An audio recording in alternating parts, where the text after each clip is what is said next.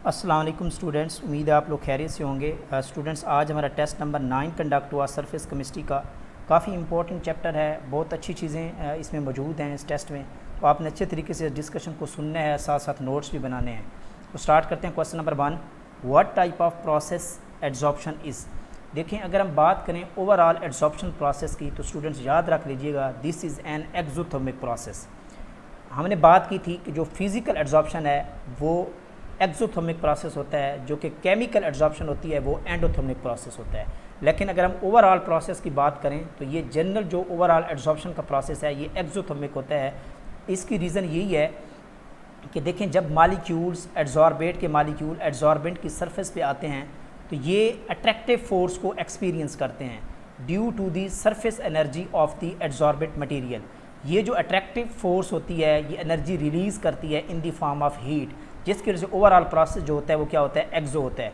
इसी तरह अगर हम सेकंड रीज़न की बात करें तो मालिक्यूल जब एड्जॉर्बेंट की सरफेस पे आते हैं तो वो कंसनट्रेट हो जाते हैं, यानी कि कंसनट्रेटेड फॉर्म में आ जाते हैं, जिसकी वजह से उसका सरफेस एरिया डिक्रीज़ कर जाता है और सरफेस एरिया डिक्रीज़ करने की वजह से एनर्जी रिलीज़ होती है, तो जिसकी वजह से ओवरऑल जनरल प्रोसेस ये क्या होता है, एक्सो बन जाता है। इसी तरह अगर हम बात करें कि जो इंटरमॉलिक्यूलर फोर्सेस की अट्रैक्शंस होती हैं तो बेसिकली ये जो इंटरमॉलिक्यूलर फोर्सेस होती हैं ये अट्रैक्टिव फोर्सेस होती हैं, तो इन अट्रैक्शन की वजह से भी एनर्जी रिलीज़ होती है, जिसकी वजह से हम जनरल कहते हैं कि ओवरऑल जो एब्जॉर्प्शन का प्रोसेस है वो क्या है, एक्सोथर्मिक है। तो ये आपने याद रख लेना है। नेक्स्ट क्वेश्चन है question number 2, what will be the adsorption of dye on the activated carbon at 25 degree. तो पूछा गया कि रेट ऑफ एड्जॉर्प्शन यानी कि x/m या q की वैल्यू आप कह लें, ये पूछा गया है। k की वैल्यू गिवन है, n की वैल्यू गिवन है, c की वैल्यू जो x एक्सिस पे होती है वो भी गिवन है। तो वो कहता है कि ये जो मॉडल है, ये जो डाटा है, ये फ्रेंडलिच एसोथर्म पे बेस कर रहा है। तो फ्रेंडलिच की हमने सिंपल इक्वेशन पढ़ी थी, x/m that is equal to kf c की पावर 1/n। तो हमने ये डिटरमाइन करना है, x/m रेट डिटरमाइन करना है। कांस्टेंट की वैल्यू जो फ्रेंडलिच कांस्टेंट है इसकी वैल्यू है 0.25, कंसंट्रेशन की वैल्यू है 0.4 जिसकी पावर 1/n है और n की वैल्यू है 0.5। इस तरह इसको हम कैलकुलेट करें तो 0.25 मल्टीप्लाई 0.4 की पावर, ये वाला जो फैक्टर है ये 2 के इक्वल आता है। तो जब हम इसको कैलकुलेट करते हैं 0.4 का स्केयर लेते हैं तो 0.016 आता है और 0.25 से मल्टीप्लाई करते हैं तो ओवरऑल जो इसका आंसर आता है 0.04 इसकी रेट ऑफ एड्जॉर्प्शन होती है ग्राम पर gram, mass of adsorbate over adsorbent, ये इसकी वैल्यू ऑलमोस्ट आ जाती है। तो इस तरह आपने ये सिंपल कैलकुलेशंस है जो आपने करनी है। नेक्स्ट क्वेश्चन है question number 3, which is correct for the adsorption. कौन सा रिलेशन करेक्ट है। देखें, एड्जॉर्प्शन के केस में हमने थर्मोडायनामिक का करैक्टर पढ़ा था, उस केस में हमें यूज़ होता है delta G that is equal to delta H minus T delta S. तो एड्जॉर्प्शन क्योंकि एक्सोथर्मिक प्रोसेस है और इस एक्सोथर्मिक प्रोसेस की स्पॉन्टेनिटी को डिस्कस करने के लिए जो सबसे वंडरफुल और स्ट्रॉन्ग फैक्टर है वो है डेल्टा जी। तो this is the correct equation for discussing the adsorption process exo. इसी केस में अगर डेल्टा एच की वैल्यू नेगेटिव होगी और उसके बाद डेल्टा एस की वैल्यू पॉजिटिव होगी तो ओवरऑल डेल्टा जी की वैल्यू क्या बन जाएगी, नेगेटिव। तो ये प्रोसेस स्पॉन्टेनियस प्रोसेस होगा, तो इसको हम डिस्कस कर सकते हैं। तो correct option is the B option. Next question है question number 4, what is the name of phenomena when adsorption and absorption occur. तो ये हमने नोट्स में भी डिस्कस किया है कि देखें, जब कंबाइंड टर्म होती है, जब एड्जॉर्प्शन और एब्जॉर्प्शन का प्रोसेस सिमल्टेनियसली हो रहा होता है तो इसको कहा जाता है सॉर्प्शन कहा जाता है। इसको क्या कहा जाता है, सॉर्प्शन कहा जाता है। तो बड़ी सिंपल क्वेश्चन था। नेक्स्ट क्वेश्चन है 5, due to the adsorption, adsorption की वजह से सरफेस एनर्जी इंक्रीजेज नहीं। अभी हमने फर्स्ट क्वेश्चन में डिस्कस किया कि जब जो एड्जॉर्प्शन प्रोसेस है एक्सोथर्मिक होता है तो उसकी सरफेस एनर्जी डिक्रीज कर जाती है, ठीक है। तो सरफेस एनर्जी बिकम जीरो। कभी भी surface energy in case of adsorption decrease ज़रूर होगी लेकिन ज़ीरो के इक्वल कभी भी ये एनर्जी नहीं होगी। तो ये बात आपने याद रख लेनी है, नेवर बी बिकम ज़ीरो। इसी तरह अगर हम बात करें surface energy decrease, yes surface energy decrease हो जाती है। इसकी रीज़न मैं आपको बता चुका हूँ कि जब वो सरफेस के मालिक्यूल पे आते हैं एड्जॉर्बेट का मालिक्यूल तो अट्रैक्शन होती है, अट्रैक्शन की वजह से एनर्जी रिलीज़ होती है, तो वो क्या होती है, एनर्जी रिलीज़ होती है। इसी तरह इंटरमॉलिक्यूलर फोर्सेज जो अट्रैक्टिव फोर्सेज हैं उनकी वजह से भी एनर्जी रिलीज़ होती है, तो एनर्जी डिक्रीज़ होगी, ज़ीरो कभी भी नहीं होगी। तो इसको देख लीजिएगा। नेक्स्ट क्वेश्चन है question number 6, at what temperature chemical adsorption अकर।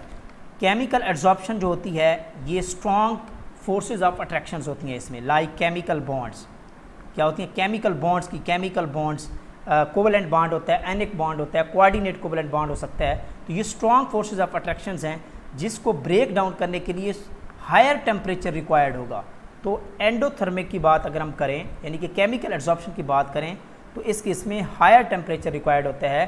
तो टेम्परेचर इंक्रीज करने से रेट ऑफ एब्जॉर्प्शन क्या करता है? इंक्रीज़ करता है। रेट ऑफ एब्जॉर्प्शन इस केस में इंक्रीज़ करता है। इसी तरह लो टेम्परेचर रिक्वायर्ड होता है इन केस ऑफ फिजिकल एब्जॉर्प्शन। तो फिजिकल एब्जॉर्प्शन के केस में लो टेम्परेचर रिक्वायर्ड होता है because this is the exothermic process. तो इस केस में टेम्परेचर डिक्रीज़ करने से आपका जो रेट होगा एब्जॉर्प्शन का वो इंक्रीज़ करेगा। तो ये हम डिस्कस कर चुके हैं अच्छे तरीके से। नेक्स्ट क्वेश्चन है question number 7। Magnitude of absorption gas is expressed by, magnitude of absorption का मतलब rate of absorption mean x/m, जिसको हमने डिफरेंट फॉर्म में और भी इसको देखा था, Q से भी हमने रिप्रेजेंट किया था। कुछ बुक्स Q को भी रिप्रेजेंट करती है मैग्नीट्यूड ऑफ एब्जॉर्प्शन को। तो x/m is the correct option. Next question है question number 8। Which one is the Freundlich absorption isotherm expression. वो कहता है कि ये कौन सा एक्सप्रेशन फ्रेंडलिज को शो करता है। तो अभी हमने नेक्स्ट न्यूमेरिकल भी डिस्कस किया है इससे पहले। तो C option is the correct option. x/m rate of absorption that is equal to Freundlich constant and p x axis भी होता है और 1/n जो है ये इसकी पावर होती है। तो ये फ्रेंडलिज एब्जॉर्प्शन एसोथर्म का एक्सप्रेशन है। So C option is the correct. Next है 9। How will be the Langmuir equation at high pressure. Very very important, very very important. ये रिपीटेड क्वेश्चन है, ये एग्ज़ाम में भी आ चुका है, पीपीएससी के एग्ज़ाम में। देखिए वो कहता है कि जब हाई प्रेशर होता है तो लैंगम्यूर इक्वेशन बन जाती है। तो ये इंडिपेंडेंट ऑफ द प्रेशर होती है, प्रेशर पे डिपेंड ही नहीं करती एट दी हायर प्रेशर पे, यानी कि इसको फॉलो नहीं करती। कैसे नहीं करती? अगर हम बात करें इसकी लैंगम्यूर इक्वेशंस की, तो इसकी सिंपल इक्वेशन है जो कि थीटा से भी हमने रिप्रेजेंट किया था या x/m से भी इसको रिप्रेजेंट किया था। That is equal to AP, A constant होता है हमारे पास 1 + PB। इस तरह B भी हमारे पास क्या होता है? कांस्टेंट होता है। जब आप हाई प्रेशर देते हैं, मीन ये वाला जो फैक्टर है, जब आप बहुत ज़्यादा हाई प्रेशर देते हैं तो ये वाला फैक्टर इतना ज़्यादा बढ़ जाता है कि ये 1 को निगलेक्ट कर देते हैं। इस फैक्टर को क्या कर देते हैं? नेगलेक्ट कर देते हैं। जब इसको नेगलेक्ट करते हैं तो फिर थीटा की वैल्यू बन जाएगी AP/PB। अब PP से कैंसिल हो गया तो ये बन गया A/B। It mean it is the independent of pressure, ये प्रेशर पे डिपेंड ही नहीं कर रहा। तो सो correct option is the A। इसी तरह अगर बात की जाए लो प्रेशर पे बात की जाए तो लैंगम्यूर इक्वेशन जो हमने डिस्कस किया है, तो लो प्रेशर पे ये बिल्कुल ये वाली इक्वेशन बनती है at the low pressure. Low pressure पे हमारी ये लैंगम्यूर इक्वेशन बनती है क्योंकि ये प्रेशर पे डिपेंडेंट होती है। नेक्स्ट क्वेश्चन है 10। Which of the following is applicable to the Langmuir isotherm when the derived. तो लैंगम्यूर एसोथर्म को डिराइव करने के लिए, लैंगम्यूर एसोथर्म की इक्वेशन को डिराइव करने के लिए काइनेटिक यानी कि KMT काइनेटिक मॉलिक्यूलर थ्योरी जो है ना इसको सपोर्ट करती है। तो ये बड़ा अच्छा क्वेश्चन है, इसको नोट कर लें। 11 क्वेश्चन है how many layers are adsorbed in the chemical adsorption. Student हमने बात की थी कि केमिकल एड्जॉर्प्शन में स्ट्रॉन्ग फोर्सेज ऑफ अट्रैक्शंस होती हैं जिसकी वजह से इसकी डाइपोल क्रिएट नहीं होते, यानी कि चार्ज इंड्यूस के चांसेस नहीं होते क्योंकि ये स्ट्रॉन्ग फोर्सेज होती हैं। चार्ज की इंडक्शन नहीं होती। जब चार्ज की इंडक्शन नहीं होती तो ओनली 1 लेयर बनती है। क्या बनती है? 1 लेयर, यानी कि मोनो लेयर्स की फॉर्मेशन होती है। तो जब मोनो लेयर की फॉर्मेशन होती है तो it mean only 1 layer. But in case of physical adsorption जब हमने बात की थी उस केस में वीक इंट्रैक्शंस होती हैं, लाइक डाइपोल डाइपोल इंट्रैक्शंस होती हैं, वंडर वाल होती हैं। तो वहाँ क्या होता है? चार्ज की इंडक्शन हो जाती है, चार्ज क्रिएट हो जाता है। जब एक सरफेस पे चार्ज क्रिएट हो जाता है तो फिर उसके बाद जब सेकंड मॉलिक्यूल उसके ऊपर एब्जॉर्ब होते हैं तो फिर वो उसके ऊपर सरफेस बनाते जाते हैं। तो इस तरह इसकी मल्टी लेयर्स की फॉर्मेशन होती रहती है। किस केस में? फिजिकल एड्जॉर्प्शन के केस में मल्टी लेयर की फॉर्मेशन होती है। नेक्स्ट क्वेश्चन है 12। Rate of physical adsorption increases by. तो हम डिस्कस कर चुके हैं क्योंकि फिजिकल एड्जॉर्प्शन का प्रोसेस होता है एक्सोथर्मिक और टेम्परेचर के डिक्रीज़ करने से जो रेट होगा इसका एड्जॉर्प्शन का वो इंक्रीज़ करने का। तो इंक्रीज़ इन टेम्परेचर नहीं, ये केमिकल एड्जॉर्प्शन में होता है। तो decrease in temperature temperature decrease करने से जो प्रोसेस होता है फिजिकल एड्जॉर्प्शन का, ये रेट जो है ना वो क्या करता है, इंक्रीज़ होता है। नेक्स्ट क्वेश्चन है 13, the statement on the applicable to the chemical adsorption. Chemical adsorption पे कौन सी स्टेटमेंट फिट आती है? देखें, chemical adsorption process is the highly specific, ये हाईली स्पेसिफिक फिनोमिना होता है। इसके अलावा this is the irreversible in nature होता है, क्योंकि स्ट्रॉन्ग इंट्रैक्शंस होती हैं। इसी तरह ये स्ट्रॉन्ग इंट्रैक्शन के स्लो प्रोसेस होता है, लेकिन ये केमिकल एड्सॉर्प्शन का process this is the dependent on the temperature. Temperature के इंक्रीज़ करने से इसका जो रेट होता है एड्सॉर्प्शन का वो इंक्रीज़ होता है। तो this is the incorrect statement, ठीक है। तो C option is the incorrect statement. Next question है 14, which of the following is the good adsorbent. तो एड्सॉर्प्शन के केस में जो हमारे पास एड्सॉर्बेंट होता है वो गुड एड्सॉर्बेंट, सिलिका जेल भी गुड एड्सॉर्बेंट है, एल्यूमिनियम भी है, क्ले भी है। These are all the good adsorbent in case of adsorption. तो so D option is the correct option. Next question है 15, on which factor adsorption of gas depend. किस factor पे adsorption of gas depend करती है? तो हमने different factors को बड़े एक्सप्लेन किया मैंने नोट्स के अंदर भी, डिस्कशन में भी, तो आई थिंक आपको कन्फ्यूजन नहीं होगी। टेम्परेचर पे भी डिपेंडेंट है, प्रेशर पे भी डिपेंडेंट है, नेचर ऑफ एड्सॉर्बेंट पे भी डिपेंड है कि एड्सॉर्बेंट की नेचर कैसी है, उसकी ज्योमेट्री कैसी है, उसकी पोरोसिटी कितनी है। तो ऑल फैक्टर्स हमने डिस्कस किए थे। सो correct option is D, all of these. Next question है 16, the term adsorption was introduced by. सबसे पहले जो एड्सॉर्प्शन की टर्म है इसको इंट्रोड्यूस करवाया था शेले ने, क्या ना, शेले ने इंट्रोड्यूस कराया था। और एड्सॉर्प्शन के प्रोसेस को जो डिस्कवर किया था वो लिज कैसर एंड रेमंड्स ने इसको डिस्कवर किया था। तो ये आप नोट कर लें, एग्जाम के हवाले से अच्छा क्वेश्चन है। नेक्स्ट क्वेश्चन है 17, on what does shape selective catalytic reaction depends. जो कैटालिटिक सेलेक्टिव कैटालिटिक रिएक्शन होता है ये किस पे डिपेंड करता है? तो बेसिकली ये मॉलिक्यूल्स ऑफ प्रोडक्ट उस पर भी डिपेंड कर रहा होता है, रिएक्टेंट के साइज़ पे भी डिपेंड करता है, और कैटालिस्ट की जो पोरोसिटी होती है उस पर भी ये सेलेक्टिविटी कैटालिटिक रिएक्शन से डिपेंड करती है। तो so all these options are the correct options. Next question है 18, adsorption of gases on solid metal. ये भी मैंने आपके साथ एक्सप्लेन किया था कि एक स्पेशल टर्म यूज़ होती है कि जब आपने किसी गैस को किसी सॉलिड कैटालिस्ट के सरफेस पे एड्सॉर्ब करवाना है तो उस टाइम उस एड्सॉर्प्शन प्रोसेस को हम एक स्पेसिफिक नेम देते हैं, उसको कहा जाता है ऑक्लूजन कहा जाता है। क्या कहा जाता है? ऑक्लूजन कहा जाता है। So correct option is C. Next question है, in Freundlich adsorption isotherm slope is represented by. तो बहुत ही सिंपल क्वेश्चन है, तो आपने इस इक्वेशन को याद रखना है, मैंने आपके साथ जिक्र भी किया था इसका। तो फ्रेंडलिच एड्सॉर्प्शन एसोथर्म की इक्वेशन होती है natural log of x over m that is equal to ln k plus 1/n natural log of p। ये वाला जो फैक्टर था किस पे था? y एक्सिस पे था। ln k क्या था? हमारा इंटरसेप्ट था, इंटरसेप्ट। और ये जो 1/n है दिस वाज आवर स्लोप, ये हमारा क्या था? स्लोप था।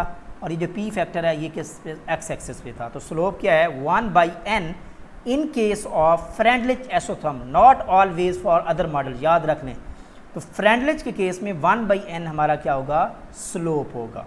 नोट कर लें इसको।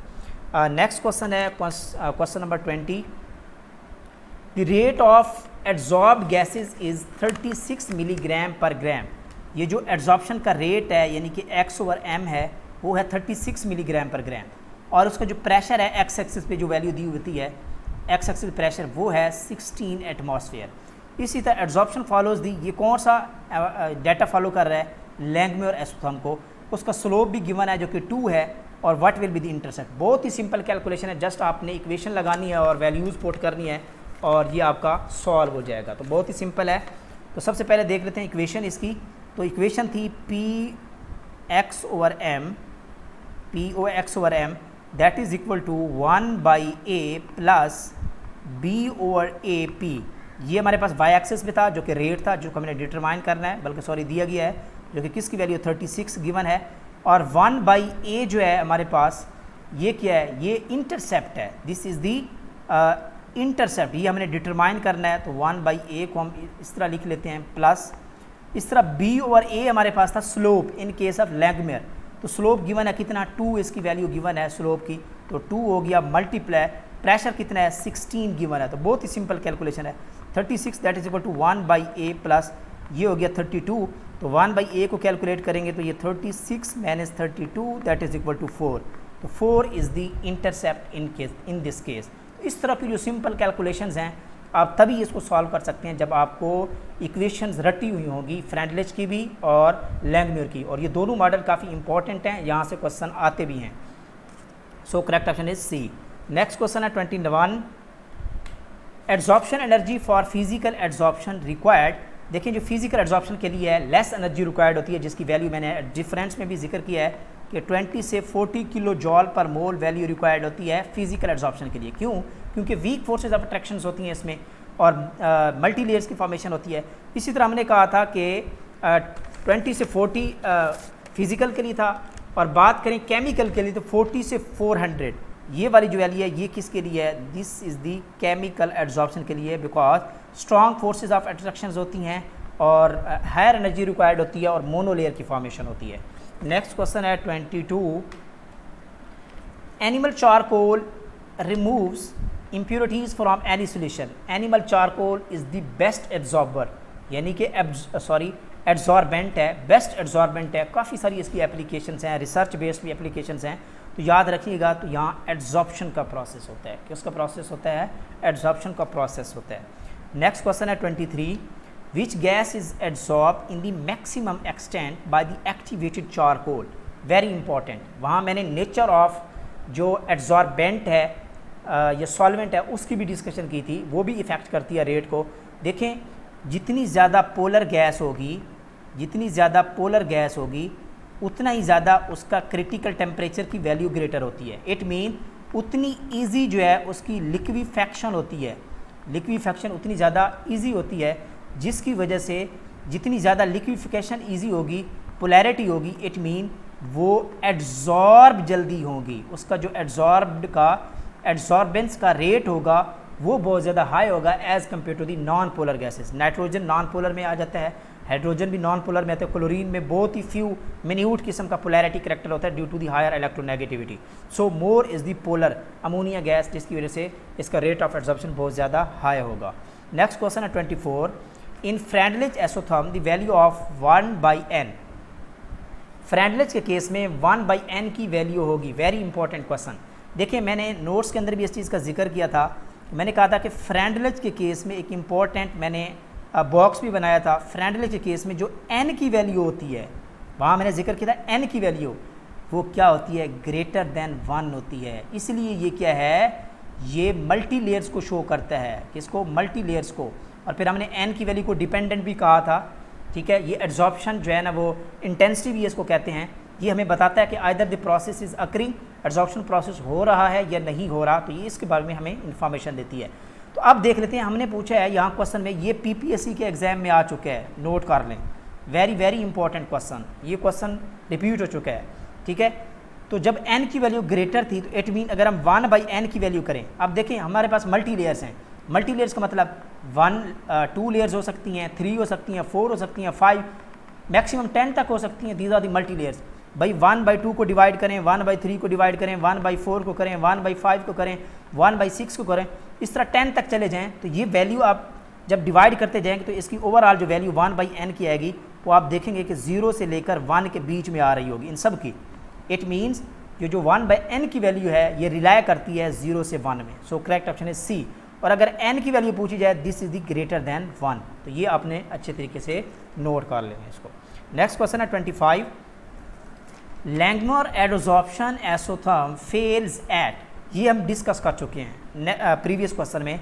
देखिए लैंगमोर एडजॉर्प्शन एसोथर्म हाई प्रेशर पे जो उसकी वैल्यू होती है, हमने देखा कि x/m that is equal to a/b था आई थिंक, तो ये इसका ग्राफ था। हाई प्रेशर पे क्या होता है? ये प्रेशर पे डिपेंडेंट ही नहीं होता, इंडिपेंडेंट होता है। तो सो इसका जो करेक्ट ऑप्शन है x/m। अगर हम बात करें 25 की, इस केस में x/m डिपेंड करता है प्रेशर के ऊपर ओनली। किसके ऊपर? हाई प्रेशर पे this is the directly proportional to the pressure, ये लो प्रेशर पे ये रिलेशन होगा और हाई प्रेशर पे ये फेल्स हो जाता है, यानी कि इंडिपेंडेंट होता है। ये लो प्रेशर पे एक्सप्रेशन अगर क्वेश्चन में आ जाए तो ये भी पीपीएससी में I think last time repeat हुए क्वेश्चन, एट लो प्रेशर जो एक्सप्रेशन होता है वो क्या होता है, rate of absorption that is the directly proportional to the pressure. ये लो प्रेशर पे कंडीशन है, हाई प्रेशर पे ये डिपेंड नहीं करता। नेक्स्ट क्वेश्चन है 26, which of the following kind of catalysis can be explain by the adsorption theory. देखें adsorption theory की जब भी बात करेंगे तो ये हेट्रोजीनियस कैटालाइसिस पे फॉलो करती है। जब क्या होता है, जब गैसेस एड्जॉर्ब करती हैं on the surface of catalyst, solid catalyst की सरफेस पे जब गैसेस एड्जॉर्ब करती हैं तो this process is known as heterogeneous catalysis. क्या होता है, हेट्रोजीनियस कैटालाइसिस। तो so more correct option is the, more accurate option is the heterogeneous catalysis. Next question है 27, which of the following model is applicable to the physical adsorption. सारे के सारे question जो है ना वो टिपिकल हैं और कंसेप्चुअल बेस्ड क्वेश्चन है। आई थिंक आपका एक क्वेश्चन भी रॉन्ग नहीं होना चाहिए। मैं समझता हूँ जिस तरह मैंने नोट्स आपको प्रोवाइड किए और फिर एक अच्छी डिस्कशन उस नोट्स के ऊपर दी, तो ये सारे पॉइंट जितने भी MCQ में आ चुके हैं ये सारे के सारे मेरे नोट्स के अंदर मौजूद हैं अगर कंसेप्चुअल वे में तैयारी की जाए तो एप्लीकेबल है। फिजिकल एड्जॉर्प्शन का प्रोसेस क्या होता है, बेसिकली देखें तो फ्रेंडलेज में भी क्या बनता है, मल्टी लेयर्स की फॉर्मेशन होती है। क्या होती है, मल्टी लेयर्स बनती थी, तो ये भी फिजिकल प्रोसेस हो रहा था। इस तरह BET में हमने देखा कि ये लैंगमियर की एक्सटेंशन थी, तो मोनो लेयर कन्वर्ट होती थी किस में, मल्टी लेयर में। तो ये भी मल्टी लेयर है, तो ये भी कौन सा प्रोसेस है, this is the physical adsorption. तो ये दोनों फिजिकल एड्जॉर्प्शन को शो करते हैं। So correct option is D. जबकि लैंगमियर जो था ये किसको फॉलो करता था, this follow the mono layer, और इसमें कौन सा प्रोसेस होता है, केमिकल एड्जॉर्प्शन का प्रोसेस होता है। तो नोट कर लें इसको। नेक्स्ट क्वेश्चन है 28, the most commonly used model for the adsorption studies relies heavily on the theoretical data. ये क्वेश्चन भी हम जिक्र कर चुके हैं इसका। देखें फ्रेंडलिज में मैंने आपके साथ जिक्र किया था कि फ्रेंडलिज का जो मॉडल है this is the empirical model. ये एन एम्पेरिकल मॉडल है, और एम्पेरिकल मॉडल, एम्पेरिकल का मतलब होता है कि based on the experimental data, experiment पे बेस करता है। जबकि जो लैंगमियर का मॉडल है this based on the theoretical, इसने थ्योरेटिकल मॉडल दिया था और इसने थ्योरी बेस पे ये मॉडल इसने पेश किया था। सो correct option is a. Next question है 29, विच of the following is not the application of adsorption. इनमें से कौन सी एड्जॉर्प्शन की एप्लीकेशन नहीं है, बहुत इंपॉर्टेंट क्वेश्चन है। देखें हाई वैक्यूम की प्रोडक्शन, ये भी क्या है, एड्जॉर्प्शन प्रोसेस हो रहा होता है। इसी तरह softening of water bye zeolite, ये भी मैंने नोट्स में हवाला दिया है कि जियोलाइट क्या करता है, ये एड्जॉर्ब करता है जो मैग्नीशियम आयंस हैं और कैल्शियम आयंस हैं, ये अपनी सरफेस पे क्या कर लेता है, एड्जॉर्ब कर लेता है और वाटर को क्या कर लेता है, सॉफ्ट कर देता है। ठीक है, तो ये भी एड्जॉर्प्शन प्रोसेस है। अब हम बात करें कि डी आयोनाइजेशन ऑफ वाटर की जो डी आयोनाइजेशन प्रोसेस है, ये basically this is not the adsorption process, because यहाँ नो एडहियन होती है, कोई एडहियन नहीं हो रही होती, ना ही कोई एक्यूमुलेशन हो रही होती है, नो एक्यूमुलेशन। ठीक है, और ये बेसिकली प्रोसेस होता है आयन एक्सचेंज प्रोसेस होता है। क्या होता है, जो डी आयोनाइजेशन ऑफ वाटर होता है आयन एक्सचेंज प्रोसेस होता है। तो ये एड्जॉर्प्शन प्रोसेस नहीं होता, आयन एक्सचेंज प्रोसेस होता है। जस्ट आयंस एक्सचेंज होते हैं on the basis of affinity की बेस पे ये अट्रैक्शन फिनोमिना होता है, तो एड्जॉर्प्शन प्रोसेस नहीं है। So correct option is B. Next question है 30, रिवर्स ऑफ एड्जॉर्प्शन। ये भी बड़ा सिंपल क्वेश्चन है। जो एड्जॉर्प्शन का रिवर्स होता है उसको कहा जाता है desorption. This is the reverse process of adsorption. तो ये थी जी आज की डिस्कशन। आई थिंक बहुत अच्छे क्वेश्चन से और आप लोगों को ये समझ भी आ गए होंगे जिस तरह हमने डिस्कशन की और नोट्स प्रोवाइड किए। तो इंशाल्लाह आपका ये चैप्टर जहाँ मर्ज़ी से क्वेश्चन आ जाएगा ना आपके किसी भी एग्ज़ाम में, तो इंशाल्लाह सरफेस केमिस्ट्री से आपका कोई क्वेश्चन मिस नहीं होगा, ये मेरी गारंटी है इंशाल्लाह। ओके जी, अल्लाह हाफिज़।